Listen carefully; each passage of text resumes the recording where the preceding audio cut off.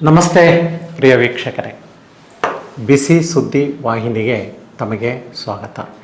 ಇವತ್ತಿನ ಈ ವಿಡಿಯೋನ ಉದ್ದೇಶ ಏನು ಅಂತ ಹೇಳಿದರೆ, ಇತ್ತೀಚೆಗೆ ನಮ್ಮ ದೇಶದ ರಾಜ್ಯದ ವಿದ್ಯಮಾನಗಳು ಹೇಗಿದ್ದಾವೆ ಅಂತ ಹೇಳಿದರೆ, ಈ ಕಚೇರಿಗಳಲ್ಲಿ ಆಗಲಿ ಅಧಿಕಾರದಲ್ಲಿರುವಂಥವ್ರುಗಳು ಹೇಳುವಂಥ ಮಾತುಗಳು ಇಡೀ ವ್ಯವಸ್ಥೆಯನ್ನು ಅವು ಪ್ರತಿನಿಧಿಸ್ತವೆ ಅನ್ನುವಂಥ ರೀತಿಯಲ್ಲಿದೆ. ಅಂಥ ನಿಟ್ಟಿನಲ್ಲಿ ಅಂದರೆ ಒಬ್ಬ ವ್ಯಕ್ತಿ ಮಾತನಾಡುವಂಥದ್ದು ಸೂಚ್ಯಾಂಕ ಆಗಿಯೂ ಕೂಡ ಅದು ಬರುತ್ತೆ. ಆ ಹಿನ್ನೆಲೆಯಲ್ಲಿ ಮೊನ್ನೆಯ ಘಟನೆಯನ್ನು ಇಟ್ಕೊಂಡು ಅದು ಹೌದು ಹೇಗೆ ಅನ್ನುವಂಥದ್ದನ್ನು ಶೈಕ್ಷಣಿಕ ಶಿಸ್ತಿನ ಹಿನ್ನೆಲೆಯಲ್ಲಿ ನಾವು ಮಾತನಾಡುವಂಥದ್ದು ಇವತ್ತಿನ ಉದ್ದೇಶ. ಅದರಲ್ಲಿ ಮೊನ್ನೆ ಏನಾಗಿದೆ ಅಂತ ಹೇಳಿದರೆ, ನಮ್ಮ ಈ ದೇಶದ ಪ್ರಧಾನಮಂತ್ರಿಗಳ ಆರ್ಥಿಕ ಸಲಹಾ ಪರಿಷತ್ತು ಏನಿದೆ, ಆ ಪರಿಷತ್ತಿನಲ್ಲಿ ಒಬ್ಬ ಸದಸ್ಯರಾಗಿರುವಂತಹ ಡಾಕ್ಟರ್ ಶಮಿಕಾ ರವಿ ಅನ್ನುವಂಥವ್ರದ್ದು ಹೇಳಿಕೆ, ಸಂದರ್ಶನದಲ್ಲಿ ಅವರು ಆಡಿರುವಂಥ ಮಾತುಗಳು ಇವತ್ತು ಕೇಳಿಬಂದಿದ್ದಾವೆ, ವೈರಲ್ ಕೂಡ ಆಗಿದ್ದಾವೆ. ಅಷ್ಟಾಗಿಯೂ ಏನು ಆ ಮಾತುಗಳು ಅಂತ ಹೇಳಿದರೆ, ಅದು ನಮ್ಮ ಈ ರೂಪಾಯಿ ಮೌಲ್ಯ ಅಮೆರಿಕದ ಡಾಲರ್ನ ಎದುರು ತನ್ನ ಮೌಲ್ಯವನ್ನು ಕಳ್ಕೊಳ್ತಾ ಹೋಗ್ತಿರುವಂಥ ಪರಿಸ್ಥಿತಿಯ ಬಗ್ಗೆ ನಮಗೆಲ್ರಿಗೂ ಗೊತ್ತಿದೆ. ಇತ್ತೀಚಿನ ದಿನಮಾನಗಳಲ್ಲಿ ನಮ್ಮ ಈ ಡಾಲರ್ ಎದುರು ರುಪಿ ವ್ಯಾಲ್ಯೂ ಎಲ್ಲಿಗೆ ಬಂದಿದೆ ಅಂದರೆ 100ಕ್ಕೆ ಬಂದಿದೆ. ಅಂದರೆ $1 100 ಪೈಸೆ, ರೂಪಾಯಿ ಅಥವಾ $100 $1 ಅಂದರೆ ಅಲ್ಲಿ ಪೈಸೆ ಲೆಕ್ಕದಲ್ಲಿ ಅಷ್ಟೇ ಆಗುತ್ತೆ. ಆ ಹಿನ್ನೆಲೆಯಲ್ಲಿ ಇದು ರೂಪಾಯಿ ತನ್ನ ಮೌಲ್ಯವನ್ನು ಹೆಚ್ಚಿಸ್ಕೊಳ್ತಾ ಇದೆಯೋ ಅಥವಾ ಅದರ ಮೌಲ್ಯ ಕುಸಿತಾ ಇದೆಯೋ ಅನ್ನುವಂಥದ್ದನ್ನು ನೋಡಬೇಕಾಗುತ್ತದೆ. ಸತ್ಯ ಯಾವುದು ಅಂತ ಹೇಳಿದರೆ, ಮೌಲ್ಯ ಕುಸಿತಾ ಇರೋದು ಸತ್ಯ. ಯಾಕೆ ಅಂತ ಹೇಳಿದರೆ, ನಾವು ರೂಪಾಯಿ ಬರೋದಕ್ಕಿಂತ ಮೊದಲು ನಾವೇನಾಗಿದ್ವಿ, ಬಾರ್ಟರ್ ಸಿಸ್ಟಮ್, ವಿನಿಮಯ ಪದ್ಧತಿ ಅನ್ನುವಂಥದ್ದಿತ್ತು. ನಾವೆಲ್ಲೋ ಹಳ್ಳಿಗಳಲ್ಲಿ ಯಾರೋ ರಾಗಿ ಬೆಳೀತಾಯಿದ್ರು, ಇನ್ನೊಬ್ಬರ ಮನೆಯಲ್ಲಿ ಅವರಿಗೆ ಅಕ್ಕಿನೋ ಅಥವಾ ಹಾಲು ಏನೋ ಬೇಕಿತ್ತು ಅಂತ ಹೇಳಿದರೆ, ಇಷ್ಟು ಹಾಲಿಗೆ ಇಷ್ಟು ರಾಗಿ ಅಂತೇಳಿ ವಿನಿಮಯ ಮಾಡಿಕೊಳ್ಳುವಂಥದ್ದು. ಹಾಗಾದರೆ ಸೇರು ರಾಗಿಗೆ ಸೇರೆ ಅವರು ಹಾಲನ್ನು ಕೊಡುವಂಥದ್ದು ಇರಲಿಲ್ಲ. ಯಾಕೆ ಅಂದರೆ, ರಾಗಿ ಬೆಳೀಲಿಕ್ಕೆ ಅದರ ಬೆಲೆ ಏನಿತ್ತು, ಅದರ ಮೌಲ್ಯ ಬೇರೆ ಇತ್ತು, ಮತ್ತು ಹಾಲಿನ ಉತ್ಪಾದನೆಗೆ ಮೌಲ್ಯನೇ ಬೇರೆ ಇತ್ತು. ಇವತ್ತು ಕೂಡ ರೂಪಾಯಿನ ಮೌಲ್ಯದ ಹಿಂದೆ ಅದು ಎಷ್ಟು ಸರಕನ್ನು ಕೊಂಡ್ಕೊಳ್ಳಲಿಕ್ಕೆ ಸಾಧ್ಯ, ಎಷ್ಟು ಸರಕುಗಳನ್ನು ಮಾರಾಟ ಮಾಡೋದಕ್ಕೆ ಸಾಧ್ಯ ಅನ್ನುವಂಥದ್ದು. ಆ ಹಿನ್ನೆಲೆಯಲ್ಲಿ ಇವತ್ತು ರೂಪಾಯಿ ಮೌಲ್ಯ ಕುಸಿತಾ ಇದೆ ಅಂತ ಅನ್ನೋದು ಹೇಗೆ ಗೊತ್ತಾಗುತ್ತೆ ಅಂತ ಹೇಳಿದರೆ, ನಾವು ಹೆಚ್ಚಿನ ಬೆಲೆಗೆ ಹೆಚ್ಚಿನ ರೂಪಾಯಿಗಳನ್ನು ಕಡಿಮೆ ಸಾಮಾನುಗಳಿಗೆ ಕೊಂಡ್ಕೊಂಡಾಗ ಏನಾಗುತ್ತೆ, ಸಂಬಂಧ ಏರ್ಪಡುತ್ತೆ. ಏನು, ಬೆಲೆಗೂ ಮತ್ತು ಮೌಲ್ಯಕ್ಕೂ ವ್ಯತಿರಿಕ್ತ, ಅದಕ್ಕೆ ಇನ್ವರ್ಸ್ ರಿಲೇಷನ್ಶಿಪ್ ಅಂತ ಕರಿತೇವೆ. ಅಂದರೆ ಬೆಲೆ ಹೆಚ್ಚಾದಂಗೆಲ್ಲ ನಮ್ಮ ಕೊಡುವಂಥ ಹಣದ ಮೌಲ್ಯ ಕಮ್ಮಿ ಆಗ್ತಾ ಹೋಗುತ್ತೆ. ಕಾಲಕ್ಕಿತ್ತು ಇನ್ಫ್ಲೇಷನ್ ಬಗ್ಗೆ ಅರ್ಥಶಾಸ್ತ್ರಜ್ಞರು ಹೇಳ್ತಾ ಇದ್ರು. ಏನು ಅಂತ ಹೇಳಿದರೆ, ಇನ್ಫ್ಲೇಷನ್ ಅಂತ ಹೇಳಿದರೆ ಯಾವುದಪ್ಪ ಅಂತ ಹೇಳಿದರೆ, basket full of goods would be purchased by packet full of money ಅಂತ. ಇವತ್ತು ಬ್ಯಾಸ್ಕೆಟ್ ಫುಲ್ ಆಫ್ ಮನಿ ಅನ್ನೋದು ಪ್ಯಾಕೆಟ್ ಫುಲ್ ಆಫ್ ಗೂಡ್ಸನ್ನು ಕೊಂಡ್ಕೊಳ್ಳೋಕ್ಕಾಗ್ತಾ ಇಲ್ಲ ಅಂತ ಹೇಳಿದರೆ ಹಣದ ಮೌಲ್ಯ ಹೋಗಿರೋದು ನಿಜ. ಇದನ್ನು ಅವರು ಕಾಮೆಂಟ್ ಮಾಡುವಂಥ ಸಂದರ್ಭದಲ್ಲಿ ಏನು ಹೇಳಿದ್ದಾರೆ ಅಂದರೆ, ಅವ್ರು ಹೇಳಿರುವಂಥ ಶಬ್ದಗಳನ್ನು ಇಟ್ಕೊಂಡು ಒಂದಷ್ಟು ನಾವು ಚರ್ಚೆ ಮಾಡೋದಾದರೆ, ಮೊದಲನೇದೇನು ಅಂತ ಹೇಳಿದರೆ, ಈ ಕುಸಿತ ಏನಿದೆಯಲ್ಲ, ಇದರಿಂದ ಏನೂ ಅನಾಹುತ ಆಗಲ್ಲ. It is just A number. ಈ ಎಕ್ಸ್ಚೇಂಜ್ ರೇಟ್, ಹಣದ ವಿನಿಮಯ ದರ ಇದೆಯಲ್ಲ, ಅಮೇರಿಕದ $1, ನಮ್ಮ $100 ಇದೆಯಲ್ಲ, ಇದನ್ನೇನು ಹೇಳ್ತೇವೆ, ಎಕ್ಸ್ಚೇಂಜ್ ರೇಟ್ ಅಂತ ಕರಿತೇವೆ, ಹಣದ ವಿನಿಮಯ ದರ. ಈ ವಿನಿಮಯ ದರ ನಿರ್ಧರಿಸಲ್ಪಡೋದು ಹೇಗೆ? Is it just A number?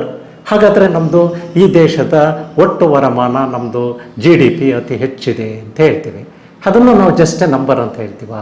ವಿಶ್ವದಲ್ಲಿ ನಾವು GDPನಲ್ಲಿ 3ನೇವ್ರು ಆಗ್ತಾ ಇದ್ದೀವಿ, ಅತಿ ಹೆಚ್ಚು ಆದಾಯ ದೇಶ ಉಳ್ಳದ್ದಾಗಿದೆ. ಅಂದರೆ ಯಾವುದೇ ಸಂಖ್ಯೆ ಅಂತ ಹೇಳಿದರೆ, ಪ್ರಧಾನಮಂತ್ರಿಯ ಆರ್ಥಿಕ ಸಲಹಾ ಪರಿಷತ್ತಿನಲ್ಲಿ ಇರುವಂತಹ ಒಬ್ಬ ಆರ್ಥಿಕ ತಜ್ಞರು, ಇದುವರೆಗೂ ಜಗತ್ತಿನ ಶ್ರೇಷ್ಠ ಅರ್ಥಶಾಸ್ತ್ರಜ್ಞರು ಕುಳಿತುಕೊಳ್ಳುವಂತಹ ಜಾಗ, ಆ ಜಾಗದಲ್ಲಿ ಇಷ್ಟು ಬಾಲಿಶ ಅಥವಾ ಅಪರಿಪಕ್ವ ಅನ್ನುವಂಥ ರೀತಿಯಲ್ಲಿ ಬಹುತೇಕ ಜಗತ್ತಿನ ವಿದ್ಯಮಾನವನ್ನು ನಾವು ಜಸ್ಟ್ ಎ ನಂಬರ್ ಅಂತ ಹೇಳುವಂಥದ್ದು ಅದು ಎಲ್ಲೋ ಒಂದು ಕಡೆಗೆ ಭಾಳ ತಪ್ಪು ಅಂತ ಅನಿಸುತ್ತೆ. ಬಟ್ ಅದು ಏಕಾಯಿತು ಏನೋ ಗೊತ್ತಿಲ್ಲ. ಅದು ಕ್ಯಾಶುವಲ್ಲ ಮಾತಾಡಿದ್ರು ಆ ಜಾಗದಲ್ಲಿ ಮಾತಾಡಬಾರ್ದು. ಆ ಒಂದು ಹಿನ್ನೆಲೆಯಲ್ಲಿ ನೋಡೋದಾದರೆ it is not just A number. ವಿನಿಮಯ ದರ ಅನ್ನೋದು ಹೇಗೆ ನಿರ್ಧರಿಸಲ್ಪಡುತ್ತೆ ಅಂತೇಳಿದರೆ, ನಾವು ಎಷ್ಟು ಸರಕುಗಳನ್ನು ಹೊರಗಡೆ ಮಾರಾಟ ಮಾಡ್ತೀವಿ, ಎಷ್ಟು ಸರಕುಗಳನ್ನು ಕೊಂಡುಕೊಳ್ತೀವಿ ಅನ್ನೋದನ್ನು ಆಧರಿಸಿ ಒಂದು ಈ ಎಕ್ಸ್ಚೇಂಜ್ ರೇಟ್, ವಿದೇಶಿ ವಿನಿಮಯ ದರ ನಿಗದಿಪಡಿಸಲ್ಪಡುತ್ತೆ.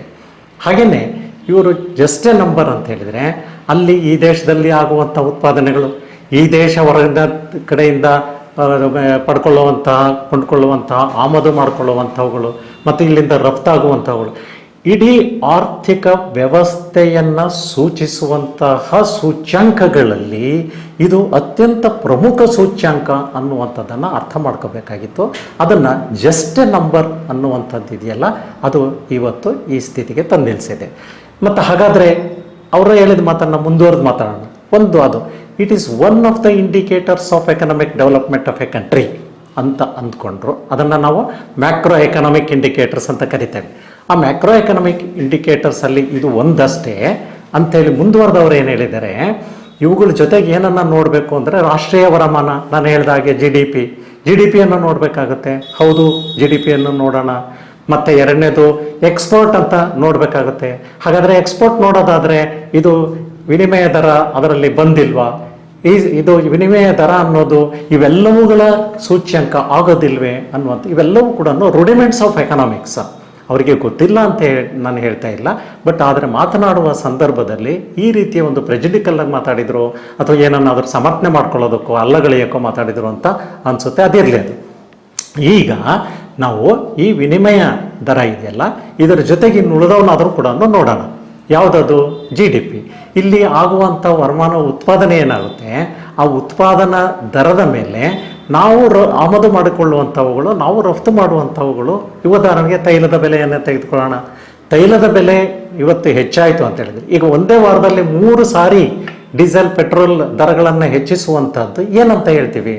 ಈ ದರ ಏರಿಕೆ ಜನಸಾಮಾನ್ಯನಿಂದ ಹಿಡಿದು ದೊಡ್ಡ ಶ್ರೀಮಂತ ಅಥವಾ ಎಲ್ಲರಿಗೂ ಕೂಡ ಇದು ಏಕರೀತಿಯಲ್ಲಿ ಪ್ರಭಾವ ಬೀರೋದಿಲ್ವೇ? ಹಾಗಾದರೆ ಇದು ತೈಲ ಅನ್ನುವಂಥದ್ದು ವಿದೇಶಿ ವಿನಿಮಯದ ಈ ಕರೆನ್ಸಿ ವ್ಯಾಲ್ಯೂ ನಿರ್ಧಾರದ ಒಂದು ಪ್ರಭಾವನೂ ಇದರ ಮೇಲೆ ಇಲ್ವೇ?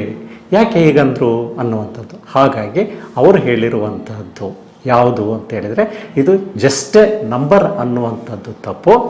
ಇದು ಮತ್ತು ಇದರ ಹಿಂದೆ ಇನ್ನು ಇತರ ಪ್ಯಾರಾಮೀಟರ್ಸ್ಗಳನ್ನು ನೋಡಬೇಕು ಅಂತ ಇದ್ದಾರಲ್ಲ, ಅದನ್ನು ಒಪ್ಕೊಳ್ಳೋಣ. ಈಗ ನಿರುದ್ಯೋಗ ಇದೆ ಅಂತ ಹೇಳಿದರೆ, ಆ ನಿರುದ್ಯೋಗದ ಮೇಲೆ ಬೇರೆ ಈ ನಮ್ಮ ವಿದೇಶಿ ವ್ಯವಹಾರ ಇಲ್ವಾ? ಜಾಗತೀಕರಣದ ಈ ಸಂದರ್ಭದಲ್ಲಿ ವಿದೇಶಿ ಮಾರುಕಟ್ಟೆಗಳ ಪ್ರಭಾವನೇ ಸ್ಥಳೀಯ ಮಾರುಕಟ್ಟೆಗಳನ್ನು ಹಾಳು ಮಾಡುವಂಥದ್ದು, ಉದ್ಧಾರ ಮಾಡುವಂಥ ಸ್ಥಿತಿ ಇದೆ. ಆದರೆ ಹೆಚ್ಚಾಗಿ ಪ್ರಭಾವ ಆಗ್ತಾ ಇರುವಂಥದ್ದು ಜಾಗತಿಕ ಮಾರುಕಟ್ಟೆಯ ವಿಸ್ತರಣೆ ಅನ್ನುವಂಥದ್ದು ಸ್ಥಳೀಯ ಮಾರುಕಟ್ಟೆಗಳನ್ನು ಅದು ನಿಯಂತ್ರಣದಲ್ಲಿಡ್ತಾ ಇದೆ. ಸ್ಥಳೀಯ ಮಾರುಕಟ್ಟೆಯಲ್ಲಿ ಇವತ್ತು ಏನು ಉತ್ಪಾದನೆಗಳು ಆಗಿ ಎಲ್ಲ ಬರ್ತಾವಲ್ಲ, ಅವು ಜಾಗತಿಕ ಮಾರುಕಟ್ಟೆನಲ್ಲಿ ಮಾರಾಟ ಆಗೋದಕ್ಕೆ ಕಷ್ಟ ಆಗ್ತಾ ಇದೆ. ಸ್ಥಳೀಯ ಮಾರುಕಟ್ಟೆಯ ಉತ್ಪನ್ನಗಳು ಜಾಗತಿಕ ಮಾರುಕಟ್ಟೆಯಲ್ಲೂ, ಜಾಗತಿಕ ಮಾರುಕಟ್ಟೆಯ ಉತ್ಪನ್ನಗಳು ಸ್ಥಳೀಯ ಮಾರುಕಟ್ಟೆಯಲ್ಲೂ ಕೂಡ ವಿನಿಮಯಗೊಳ್ಳುತ್ತಿರುವಂಥ ಸಂದರ್ಭದಲ್ಲಿ ವಿದೇಶಿ ವಿನಿಮಯ ಅನ್ನುವಂಥದ್ದು, ಎಕ್ಸ್ಚೇಂಜ್ ರೇಟ್ ಅನ್ನುವಂಥದ್ದು ಪ್ರಾಮುಖ್ಯತೆ ಅಲ್ವೇ? ಅನ್ನೋಂಥದ್ದು ಒಂದು ಪ್ರಶ್ನೆ. ಮೂರನೇದಾಗಿ ಅವರು ಎತ್ಕೊಳ್ಳೋದೇನು ಅಂದರೆ, ಯಾರಾದರೂ ಒಬ್ಬ ವ್ಯಕ್ತಿ ಏನನ್ನಾದರೂ ಕೂಡ ಸ್ಪಷ್ಟೀಕರಣ ಕೊಡಬೇಕಾದ್ರೆ ಬಹಳ ಎಚ್ಚರಿಕೆಯಿಂದ, ವಿವೇಚನೆಯಿಂದ ನಾವು ಉದಾಹರಣೆಗಳನ್ನು ಎತ್ಕೊಳ್ಬೇಕಾಗುತ್ತೆ, ಹೋಲಿಕೆಗಳನ್ನು, ರೂಪಕಗಳನ್ನು ಎತ್ಕೋಬೇಕಾಗುತ್ತೆ. ಅವರು ಎತ್ಕೊಂಡಿರುವಂಥದ್ದು ಯಾವುದು ಅಂತ ಹೇಳಿದರೆ, ಪ್ರೆಷರ್ ಕುಕ್ಕರನ್ನು ಎತ್ಕೊಂಡಿದ್ದಾರೆ. ಇದು ಪ್ರೆಷರ್ ಕುಕ್ಕರ್ನ ವಾಲ್ವ್ ಇದ್ದ ಹಾಗೆ, ಯಾವುದು ವಿದೇಶಿ ವಿನಿಮಯ ಎಕ್ಸ್ಚೇಂಜ್ ರೇಟ್ ಇದೆಯಲ್ಲ, ಇದು ಪ್ರೆಷರ್ ಕುಕ್ಕರ್ನ ವಾಲ್ವ್ ಇದ್ದ ಹಾಗೆ. ಇದೇನು ತೋರಿಸ್ತಾ ಇದೆ ಅಂತಂತ ಹೇಳಿದರೆ, ನಮ್ಮ ಈ ಒಂದು ಪ್ರೋಗ್ರೆಸ್ ಏನಿದೆಯಲ್ಲ ಅಕ್ಯುಮುಲೇಟೆಡು, ಅದಕ್ಕೆ ಇದು ತೋರಿಸುತ್ತೆ ಅನ್ನುವಂಥ ರೀತಿಯೆಲ್ಲ ಹೇಳಿದ್ದಾರೆ. ಪ್ರೆಷರ್ ಕುಕ್ಕರನ್ನು ತಗೊಳ್ಳೋಣ ಉದಾಹರಣೆಗೆ. ಪ್ರೆಷರ್ ಕುಕ್ಕರ್ ಆಪ್ರೇಟ್ ಮಾಡುವಂತಹ ಪ್ರತಿಯೊಬ್ಬ ಮಹಿಳೆಗೂ ಗಂಡಸರಿಗೂ ಅಡುಗೆ ಮನೆಯಲ್ಲೂ ಗೊತ್ತು. ಪ್ರೆಷರ್ ಕುಕ್ಕರಲ್ಲಿ ನಾವು ಅಕ್ಕಿನೋ ಏನನ್ನು ಹಾಕ್ತೀವೋ ಅದನ್ನು ಬೇಯುತ್ತೆ. ನಿರ್ದಿಷ್ಟ ಒಂದು ಉಷ್ಣಾಂಶವನ್ನು ನಾವು ಕೊಟ್ಟಾಗ ಅದು ಎಷ್ಟು ಕೂಗು ಬೇಕಾಗುತ್ತೆ, ಯಾವುದನ್ನು ಬೇಯಿಸೋದಕ್ಕೆ ಎಷ್ಟು ಕೂಗಿಸ್ಬೇಕೋ ಅಷ್ಟು ಕೂಗನ್ನು ಕೂಗಿಸುವಂಥದ್ದು. ಹಾಗಾದರೆ ಪ್ರೆಷರ್ ಕುಕ್ಕರ್ ವಾಲ್ವ್ ಏನು ಮಾಡುತ್ತೆ? ಆ ಪ್ರೆಷರ್ ಕುಕ್ಕರ್ ವಾಲ್ವ್ ಅನ್ನೋದು ಸೂಚ್ಯಾಂಕ ಅಲ್ವೇ, ಇಂಡಿಕೇಟರ್ ಅಲ್ವೇ? ನೀವು ಹೆಚ್ಚು ಕೆಳಗಡೆಯಿಂದ ಉಷ್ಣಾಂಶ ಕೊಡ್ತೀರಿ, ಆ ಉಷ್ಣಾಂಶ ಕೊಡೋವಂಥದ್ದಕ್ಕೆ ನೀವು ಏನು ವೆಚ್ಚ ಆಗಿರುತ್ತೆ ಅನ್ನುವಂಥದ್ದು ಪ್ರೆಷರ್ ಕುಕ್ಕರ್ನಲ್ಲಿ ಬೇಯ್ತಾ ಇರುವಂಥ ಅನ್ನದ ಬೆಲೆ ಅಥವಾ ಅಕ್ಕಿಯ ಬೆಲೆ, ಊಟದ ಬೆಲೆ ಡಿಟರ್ಮಿನ್ ಆಗೋದೇ ಇಲ್ವೇ? ಹಾಗಾದರೆ ಅದು ಬರೀ ಅದು ವಾಲ್ವ್ ಅಲ್ಲ, ಅದು ಪ್ರೆಷರ್ ಕುಕ್ಕರ್ ಅನ್ನುವಂಥದ್ರ ಬದಲಾಗಿ ನನಗನ್ಸೋದಾಗಿದ್ದರೆ ಅಥವಾ ನಾನೇ ಕುತ್ಕೊಂಡು ಏನಾದರೂ ಮಾತಾಡೋದಾಗಿದ್ದರೆ ನಾನು ಅದನ್ನು ಒಂದು ಈ ಬ್ಲಡ್ ಪ್ರೆಷರ್ ಅನ್ನು ಮಾಪನ ಮಾಡುವಂತಹ ಒಂದು ಮಾಪಕ ಅಂಥೇಳಿ ಕರಿತಾ ಇದ್ದೆ ಅದನ್ನು. ಯಾಕೆ ಅಂತ ಹೇಳಿದರೆ ಇವತ್ತು ಬ್ಲಡ್ ಪ್ರೆಷರ್ ಅನ್ನೋದು it is not the pressure with in the cooker what is important, it is the blood pressure. ಅದನ್ನು ಈ ಆಪರೇಟರ್ಸ್ ತೋರಿಸ್ತಾ ಇದೆ ಅನ್ನುವಂಥದ್ದು. ಹಾಗಾದರೆ ಬ್ಲಡ್ ಪ್ರೆಷರ್ ಅಂತ ತಗೊಂಡ್ರೆ ಬ್ಲಡ್ ಪ್ರೆಷರನ್ನು ಮಾಪನ ಮಾಡಿರುವಂಥದ್ದೊಂದು ಮಾಹಿತಿಯನ್ನು ಜಸ್ಟ್ ಎ ನಂಬರ್, ಅದು 80-90 ಎಷ್ಟೋ ಹೋಗಿದೆ ಅಂತ ಹೇಳಿದರೆ ಕ್ಯಾನ್ ವಿ ಅಲೈ ಅಥವಾ ಅದನ್ನು ನಿರಾಕರಿಸ್ಬೋದಾ? ಬಿಡಿ ಜಸ್ಟ್ ಎ ನಂಬರ್ ಅದು ಅಂತ ಹೇಳಕ್ಕೆ ಸಾಧ್ಯ ಇದೆಯಾ? ಯಾಕೆ ಈ ದೇಶದಲ್ಲಿ ಉನ್ನತ ಮಟ್ಟದ ಆಲೋಚನೆಗಳನ್ನು ಮಾಡುವಂತಹ ಪ್ರಾಧಿಕಾರಗಳಲ್ಲಿ, ಕಚೇರಿಗಳಲ್ಲಿ ಇಂಥದ್ದು ನಡೆಯುತ್ತೆ? ಇಂಥದ್ದನ್ನೇ ಒಂದನ್ನು ನಾವು ಕೆಲವು ದಿನಗಳ ಹಿಂದೆ ಆ ಕಾಕ್ರೋಚ್ ಪಕ್ಷ ಅನ್ನುವಂಥದ್ದು ಹುಟ್ಟೋದಕ್ಕೆ ಕಾರಣ ಯಾವುದು, ಮೂಲ ಯಾವುದು, ನಿರುದ್ಯೋಗಿಗಳ ಬಗ್ಗೆ ಒಬ್ಬ ನಮ್ಮ ದೇಶದ ಮುಖ್ಯ ನ್ಯಾಯಾಧೀಶರು ಆಡಿದಂಥ ಮಾತು ಅನ್ನೋದೇ ಅಲ್ವೇ? ಇವೆಲ್ಲವೂ ಕೂಡ ಏನಾಗ್ತಾ ಇದೆ ಅಂತ ಹೇಳಿದರೆ ಒಂದು ಸೂಚ್ಯಾಂಕಗಳೇ ಆಗಿ ನಾವು ನೋಡಬೇಕಾಗುತ್ತೆ. ಅವರು ಹೇಳಿದವರನ್ನು ನಾವು ಅವ್ರು ಹೇಳಿದನ್ನು ಟ್ರೋಲ್ ಮಾಡೋವಂಥದ್ದಲ್ಲ, ಅದರ ಬದಲಾಗಿ ಅದರ ಹಿಂದೆ ಇರುವಂಥ ವಸ್ತುಸ್ಥಿತಿಯನ್ನು ವಿವೇಚನಾತ್ಮಕವಾಗಿ ಶೈಕ್ಷಣಿಕ ನೆಲೆಯಲ್ಲಿ ಅಧ್ಯಯನ ಮಾಡಿ ಅದನ್ನು ನೋಡಬೇಕಾಗುತ್ತೆ. ಬ್ಲಡ್ ಪ್ರೆಷರ್ ಅನ್ನೋದು ಒಂದು ರೋಗ ಅನ್ನುವಂಥದ್ದು ಇಂಡಿಕೇಶನ್ ನಮಗೆ ಸಿಕ್ಕಾದ್ಮೇಲೆ ಇದಕ್ಕೆ ಯಾವ ಡಾಕ್ಟ್ರ್ ಬೇಕು ಏನು? ಹಾಗಾದರೆ ಇವತ್ತಿನ ಈಗ ನಾನು ಪಕ್ಷಗಳನ್ನು ಹೇಳಲ್ಲ, ಎಲ್ಲ ಪಕ್ಷಗಳು, ರಾಜಕೀಯ ಪಕ್ಷಗಳನ್ನು ಪಕ್ಕಕ್ಕಿಟ್ಟು ಆಗ್ತಾ ಇರುವಂಥದ್ದನ್ನು ನೋಡಿದರೆ ಎಲ್ಲ ಪಕ್ಷಗಳ ಸಂದರ್ಭದಲ್ಲೂ ನಾವು ನೋಡ್ತಾ ಇರುವಂಥದ್ದು ಏನು ಅಂತ ಹೇಳಿದರೆ ನಮ್ಮ ತೀರ್ಮಾನಗಳು ಅತಿ ಹೆಚ್ಚಿನದಾಗಿ ಎಲ್ಲೆಲ್ಲಿ ಯಾವ ಹಂತದ ಮಟ್ಟಕ್ಕೆ ಯಾರಿಗೆ ತಲುಪಬೇಕು ಅನ್ನುವಂಥದ್ದು ತಲುಪಿದ್ದವೋ ಆ ಯೋಜನೆಗಳು ಯಶಸ್ವಿಯಾಗಿದ್ದಾವೆ. ಅದರ ಬದಲಾಗಿ ಮಧ್ಯವರ್ತಿಗಳ ಕೈಗೆ ತಲುಪಿ ಬಂದಾಗ ಅವು ಫೇಲ್ಯೂರ್ಗಳಾಗಿದೆ. ಆ ಒಂದು ದೃಷ್ಟಿನಲ್ಲಿ ಅವರು ಏನು ಹೇಳ್ತಾ ಇದ್ದಾರಲ್ಲ, ಪ್ರೆಷರ್ ಕುಕ್ಕರ್ ಅನಾಲಜಿ ಅಂತ ಹೇಳ್ತೇವಲ್ಲ, ಅದೊಂದು ತಪ್ಪು ಅನಾಲಜಿ. ಅದರ ಬದಲಾಗಿ ಇದನ್ನೊಂದು ಬಹುಮುಖ್ಯ ಇಂಡಿಕೇಟರ್ ಅಂತ ಪರಿಗಣಿಸಲೇಬೇಕಾಗುತ್ತೆ. ನಾವು ರೂಪಾಯಿ ಮೌಲ್ಯ ಕಡಿಮೆ ಆಯಿತು ಅಂತ ಹೇಳಿದರೆ ಇಲ್ಲಿ ನಾವು 10 ರೂಪಾಯಿ ಕೊಂಡ್ಕೊಳ್ಳೋದ್ರ ಬದಲಾಗಿ 100 ರೂಪಾಯಿ ಕೊಡಬೇಕಾಗತ್ತೆ ನನಗೆ. ಹಾಗಾದರೆ ನನ್ನ ಪರ್ಚೇಸಿಂಗ್ ಪವರ್ ಏನಾಯಿತು? ನನ್ನ ಕೊಂಡುಕೊಳ್ಳುವ ಶಕ್ತಿ ಕಡಿಮೆ ಆಗಲಿಲ್ವೇ? ನಮ್ಮ ವಿದೇಶಿ ಹಣದ ವಿದೇಶಿ ಕರೆನ್ಸಿಯ ಮೌಲ್ಯದ ಎದುರು ನಮ್ಮ ಡೊಮೆಸ್ಟಿಕ್ ಕರೆನ್ಸಿಯ ಮೌಲ್ಯ ಕಡಿಮೆ ಆದಾಗೆಲ್ಲ ಏನಾಗುತ್ತೆ, ಕೊಂಡುಕೊಳ್ಳೋದು ಹೆಚ್ಚಾಗುತ್ತೆ. ಇದನ್ನು ಸಮರ್ಥನೆ ಮಾಡ್ಕೊಳ್ಳೋದಕ್ಕೆ ಒಂದು ಗುಂಪು ಬರುತ್ತೆ. ಏನಾಗಿದೆ, ರಾಜಕೀಯ ಕಾರಣಕ್ಕಾಗಿ ಯಾವುದಾದ್ರೂ ಒಂದು ಹೇಳಿದರೆ ಅದನ್ನು ತುಂಬ ಪ್ರಾಂಜಲ ಮನಸ್ಸಿನಿಂದ ನಿಷ್ಪಕ್ಷಪಾತವಾಗಿ ನೋಡೋದರ ಬದಲಾಗಿ ಅವ್ರು ಏನು ಹೇಳಿದ್ರು ಕೂಡ ಅದಕ್ಕೆ ಜೈ ಅನ್ನೋದು, ಇನ್ಯಾರೋ ಏನೋ ವಿರೋಧಿಸಿದ್ರೆ ಜೈ ಅನ್ನೋದು, ಈ ಸ್ಥಿತಿ ನಮ್ಮನ್ನು ಎಲ್ಲಿ ತಂದಿದೆ ಅಂತಂತ ಹೇಳಿದರೆ ನಾವು ವಸ್ತುಸ್ಥಿತಿಯನ್ನು ನೋಡೋದರ ಬದಲಾಗಿ ವ್ಯಕ್ತಿಗಳ ಹಿಂದಿನ ಅಥವಾ ಪಕ್ಷಗಳ ಹಿಂದಿನ ದ್ವೇಷ ಅಥವಾ ಮತಗಟ್ಟೆ ರಾಜಕಾರಣವನ್ನು ನೋಡ್ತಾ ಇದ್ದೀವಿ ಹೊರತು ವಸ್ತುಸ್ಥಿತಿಯನ್ನು ನೋಡ್ತಾ ಇಲ್ಲ. ವಸ್ತುಸ್ಥಿತಿ ಎಲ್ಲಿ ಕಾಣುತ್ತೆ ನಮಗೆ ಅಂತ ಹೇಳಿದರೆ ನಿರುದ್ಯೋಗಿಗಳಾದಂಥವರು ಮತ್ತು ಇವತ್ತು ಬಡತನದಲ್ಲಿರುವಂಥವ್ರುಗಳು, ನಾನು 10 ರೂಪಾಯಿ ಕೊಡಬೇಕಾಗಿರೋಂಥ ಟ್ಯಾಬ್ಲೆಟಿಗೆ ನಾನು 100 ರೂಪಾಯಿ ಕೊಡಬೇಕು ಅಂತಂತ ಹೇಳಿದರೆ ಅದೇ 100 ರೂಪಾಯಿ ನನ್ನ ಆದಾಯ ಆಗಿ ಬರ್ತಾ ಇದೆಯಾ ನೋಡಬೇಕಲ್ವಾ? ನನಗೆ ಒಂದು ಕೊಂಡುಕೊಳ್ಳುವ ಶಕ್ತಿಯನ್ನು ಅಷ್ಟೇ ಮೌಲ್ಯದಲ್ಲೇ ನನಗೆ ಪ್ರಪೋರ್ಷನೇಟ್ಲಿ ಇನ್ಕ್ರೀಸ್ ಆಗುತ್ತೆ ಅಂತ ಹೇಳಿದರೆ ಅಲ್ಲಿ ಬ್ಯಾಲೆನ್ಸ್ ಆಗುತ್ತೆ. ಬಟ್ ಇವತ್ತು ಏನಾಗ್ತಾ ಇದೆ ಅಂತ ಹೇಳಿದರೆ ನಾನು ಕೊಡುವಂಥದ್ದು ಜಾಸ್ತಿ ಆಗ್ತಾ ಇದೆ, ಒಂದು ಕೊಂಡುಕೊಳ್ಳುವಂಥದ್ದರ ಮೌಲ್ಯಗಳು ಜಾಸ್ತಿ ಆಗ್ತಾ ಇದೆ, ಮತ್ತು ನಾನು ಪಡೆಯುವಂಥ ಆದಾಯಗಳೇನಿದ್ದಾವೆ ಈ ಮಿಸ್ಮ್ಯಾಚ್ ಇದೆಯಲ್ಲ, ಈ ಮಿಸ್ಮ್ಯಾಚು ಇಡೀ ಆರ್ಥಿಕ ವ್ಯವಸ್ಥೆಯ ಒಳಗಡೆ ಒಂದು ಅಸಮತೋಲನವನ್ನು, ಬಡತನವನ್ನು, ನಿರುದ್ಯೋಗವನ್ನು ಸೃಷ್ಟಿ ಮಾಡುತ್ತೆ. ಆ ಹಿನ್ನೆಲೆಯಲ್ಲಿ ಜಾಗತೀಕರಣ ಸೃಷ್ಟಿ ಮಾಡಿರುವಂಥ ನಿರುದ್ಯೋಗಗಳು ಹೇಗಿದೆ ಅನ್ನುವಂಥದ್ದು ನೋಡಿದರೆ ಅದರ ವಿನ್ಯಾಸಗಳಲ್ಲಿ ಹಲವಾರು ಬದಲಾವಣೆಗಳಾಗಿದೆ. ಇವಾಗ 100 ಜನ ಒಂದು ಕೆಲಸ ಸಿಕ್ಕಿದೆ, ನಾವು ಕೊಟ್ಟಿದ್ದೇವೆ ಅಂತಂತ ಹೇಳಿದರೆ ಆ 100 ಜನ ಕೊಡ್ತಾ ಇರುವಂಥ ಕೆಲಸ, ಮಾಡ್ತಾ ಇರುವಂಥ ಕೆಲಸ ಎಂಥದ್ದು, ಆ ಕೆಲಸಕ್ಕೆ ಪಡೆಯುತ್ತಿರುವಂಥ ವೇತನ ಎಂಥದ್ದು, ಆ ಕೆಲಸದಲ್ಲಿರುವಂಥ ಭದ್ರತೆ ಏನು, ಎಲ್ಲವುಗಳನ್ನು ನೋಡಬೇಕಲ್ವೇ? ಹಾಗಾಗಿ ಸಮಗ್ರವಾಗಿ ನಾವು ಇದನ್ನು ನೋಡಬೇಕಾಗುತ್ತೆ. ಯಾಕೆ ಅಂತ ಹೇಳಿದ್ರೆ ಅದು ಸಣ್ಣ ಕಚೇರಿ ಅಲ್ಲ. ಹೀಗಾಗಿ ಒಂದು ದೇಶದ ಕಚೇರಿನಲ್ಲಿ ಇವೆಲ್ಲವೂ ಕೂಡ ಈ ಪ್ರಾಧಿಕಾರಗಳು ಸರ್ಕಾರಗಳಲ್ಲಿ ಥಿಂಕ್ ಟ್ಯಾಂಕ್ ಅಂತ ಏನು ನಾವು ಕರಿತೇವೆಲ್ಲ, ಆ ಥಿಂಕ್ ಟ್ಯಾಂಕ್ಗಳು ಒಂದು ಕಿಚನ್ ಇದ್ದ ಹಾಗೆ, ಒಂದು ಒಬ್ಬ ಅಡುಗೆ ಮಾಡುವಂಥವ್ರಿದ್ದಂಗೆ. ತುಂಬ ಚೆನ್ನಾಗಿ ಇದನ್ನು ನಾವು ಹೇಳಬೇಕು ನೋಡಬೇಕು ಅನ್ನೋದಾದರೆ ಕನಕದಾಸರದ ಒಂದು ತುಂಬ ಒಳ್ಳೆಯ ಪದ್ಯ ಇದೆ. ಅಡುಗೆಯ ಮಾಡಬೇಕಣ್ಣ, ಜ್ಞಾನದ ಅಡುಗೆಯ ಮಾಡಬೇಕಣ್ಣ. ಅಡುಗೆಯನ್ನು ಮಾಡಬೇಕು. ಅಡುಗೆ ಅಂತ ಎಂಥ ಒಂದು ರೂಪಕವನ್ನು ತೆಗೆದುಕೊಂಡಿದ್ದಾರೆ ಅಂದರೆ, ಅಡುಗೆ ಅದು ಎಲ್ಲರಿಗೂ ಕೂಡ ಆಹಾರ, ಅನ್ನ, ಬದುಕೋದು. ಈಗ ಅಂಥದ್ದನ್ನೇ ನಾವು ಇವತ್ತು ಅದು ಏನೂ ಅಲ್ಲ, ಆಹಾರದ ಉತ್ಪಾದನೆ ಇಂಡಿಕೇಟರ್ ಏನೂ ಅಲ್ಲ ಅಂತೇಳಿ ಪರಿಗಣಿಸಿದ್ರೆ ಹಂಗೆ ಎಲ್ಲ ಒಂದು ಕಡೆಗೆ ನಮಗನ್ಸುತ್ತೆ ಈ ಜ್ಞಾನದ ಅಡುಗೆಯನ್ನು ಮಾಡಬೇಕಾದಂತಹ ಸೆಂಟರ್ಸ್ ಆಫ್ ಅಡ್ವೈಸರ್ಸ್ ಏನಿದಾವಲ್ಲ, ಈ ಸಲಹೆಗಾರರ ಕೇಂದ್ರಗಳು, ಥಿಂಕ್ ಟ್ಯಾಂಕ್ಗಳು, ಅವು ಈ ತರಹದ ಒಂದು ಇರ್ಬೋದು. ಎಜುಕೇಷನಲ್ ಕ್ವಾಲಿಫಿಕೇಷನ್ಸ್ ಭಾಳಷ್ಟು ಏನೇ ಇದ್ದರೂ ಕೂಡ ಆ ಶಿಕ್ಷಣ ಅನ್ನೋದು ವಿವೇಚನಾತ್ಮಕವಾಗಿ ಬಳಕೆಗೆ ಬರಬೇಕು. ಯಾಕೆ ಅಂದರೆ ಇವರು ಕೊಟ್ಟಂತಹ ಸಲಹೆಗಳು ನಾಳೆ ನೀತಿಗಳಾಗ್ತವೆ, ನೀತಿ ಯೋಜನೆಗಳಾಗ್ತವೆ, ಅವು ಎಲ್ಲರಿಗೂ ಕೂಡ ಪ್ರಭಾವಿಸುವಂಥವುಗಳಾಗ್ತವೆ. ಹಾಗಾಗಿ ಇಲ್ಲಿ ಒಂದು ತಪ್ಪು ಸಲಹೆಯ ಪ್ರಭಾವ ಏನಿದೆ ಅದು ಎಲ್ಲರಿಗೂ ಕೂಡ ಒಂದು ಅನಾನುಕೂಲಗಳನ್ನು ತಂದಿಡ್ತಾ ಇದೆ. ಅದನ್ನೇ ನಾವು ಹೇಳ್ತಾ ಇರ್ತೇವೆ, if the right persons are not placed at right places, ಅಲ್ಲಿ ಆಗುವಂಥ ಅವಾಂತರಗಳು ಇವೇ ಆಗ್ತವೆ.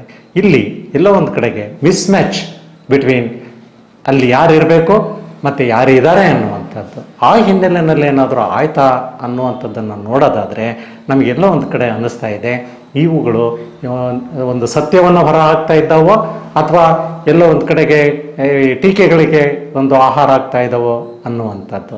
ಅದರ ಜೊತೆಗೆ ಅಲ್ಲಮ್ಮ ಪ್ರಭುಗಳನ್ನು ತುಂಬ ಒಳ್ಳೆಯ ಒಂದು ಮಾತನ್ನು ಹೇಳ್ತಾರೆ, ಅಜ್ಞಾನವೆಂಬ ತೊಟ್ಟಿಲಲ್ಲಿ ಜ್ಞಾನವೆಂಬ ಶಿಶುವ ಮಲಗಿಸಿ ಅಂತ ಬರುತ್ತೆ ಮುಂದೆ ವಾಚನ. ಇವತ್ತು ಜ್ಞಾನದ ತೊಟ್ಟಿಲಲ್ಲೇ ಅಜ್ಞಾನವನ್ನು ಶಿಶುವನ್ನು ಮಲಗಿಸಿ ಆ ಭ್ರಾಂತಿ ಎಂಬ ತಾಯಿ ಅಂದರೆ ಆಡಳಿತ ಇದನ್ನು ತೂಗ್ತಾ ಇದೆಯೇನೋ ಅನ್ನುವಂಥ ರೀತಿ ಬರ್ತಾ ಇದೆ. ಅದ್ರ ಬದಲಾಗಿ ಇವತ್ತು ಅರ್ಥವ್ಯವಸ್ಥೆಯನ್ನು ಅಮರ್ತ್ಯ ಸೇನ್ ನೊಬೆಲ್ ಎಕನಾಮಿಸ್ಟ್ ಒಂದು ಮಾತನ್ನು ಹೇಳ್ತಾರೆ, ಅರ್ಥಶಾಸ್ತ್ರವನ್ನು ಎರಡು ರೀತಿಯಲ್ಲಿ ವ್ಯೂ ಮಾಡ್ತಾರೆ ಅಲ್ಲಿ. ಒಂದು ಟೆಕ್ನಿಕಲ್ ಪಾರ್ಟ್ ಆಫ್ ಎಕನಾಮಿಕ್ಸ್ ಅಂದರೆ ತಾಂತ್ರಿಕ ಅಂಶಗಳು, ಅದನ್ನು nuts and bolts of economics ಅಂತ ಕರಿತೇವೆ.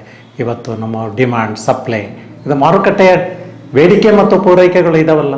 ಮಾರುಕಟ್ಟೆನಲ್ಲಿ ಬೇಡಿಕೆ ಮತ್ತು ಪೂರೈಕೆಗಳು ಅಂದರೆ ಸರಕುಗಳನ್ನು ಕೊಂಡುಕೊಳ್ಳೋರು ಮಾರಾಟ ಮಾಡೋರು ಅಂತ ಹೇಳಿದರೆ ಅಲ್ಲಿ ವಿನಿಮಯ ದರ ಇಲ್ವಾ, ಅವರು ಉತ್ಪಾದಿಸುವಂಥ ವಸ್ತುಗಳ ಮೇಲೆ ಈ ಪ್ರಭಾವ ಇಲ್ವಾ ಅನ್ನುವಂಥದ್ದನ್ನು ನೋಡಬೇಕಾಗುತ್ತೆ. ಹಾಗಾಗಿ ಆ ದೃಷ್ಟಿಯಿಂದ ಇಲ್ಲಿ ಎಲ್ಲೋ ಒಂದು ಕಡೆಗೆ ಜ್ಞಾನವೆಂಬ ತೊಟ್ಟಿಲಲ್ಲಿ ಜ್ಞಾನವೆಂಬ ಶಿಶುವನ್ನು ಮಲಗಿಸೋದ್ರ ಬದಲಾಗಿ ಈ ಮಿಸ್ಮ್ಯಾಚ್ಗಳ ಏನಾದರೂ ಆಗಿದ್ದರೆ ಅದನ್ನು ನಮ್ಮ ದೇಶದ ಪ್ರಧಾನಮಂತ್ರಿಗಳಾದಂತಹ ಮಾನ್ಯ ಮೋದಿಜಿ ಅವರು ಏನು ಮಾಡಬೇಕು, ಈ ದೇಶ ಅವರಿಗೆ ಅವರೇ ಹೇಳುವಂಥ ಮಾತಿನಲ್ಲಿ ಹೇಳೋದಾದರೆ ನನ್ನನ್ನು ಮೋದಿಯವರನ್ನು ನೋಡಿ ಮತ ಹಾಕಿದ್ದಾರೆ ಅಂತ ಏನು ಹೇಳ್ತಾ ಇದ್ದಾರಲ್ಲ, ಹಾಗಾಗಿ ಮೋದಿಜಿಯವರಿಗೆ ಬಹುಮತವನ್ನು ಕೊಟ್ಟು ಈ ದೇಶದ ಮತದಾರರು ಕಳಿಸಿದ್ದಾರಲ್ಲ ಅವರಿಗೆ ಒಳ್ಳೆಯ ಸಲಹೆಗಳು ಬೇಕು ಅನ್ನುವಂಥದ್ದು. ಇಲ್ಲ ಅಂತ ಹೇಳಿದರೆ wrong decisions can not be implemented in a right way, ಮತ್ತು right decisions if implemented in wrong way ಆಗುವಂತಹ ಅವಾಂತರಗಳು ಕೂಡ ಎರಡೂ ಒಂದೇ ಆಗ್ತವೆ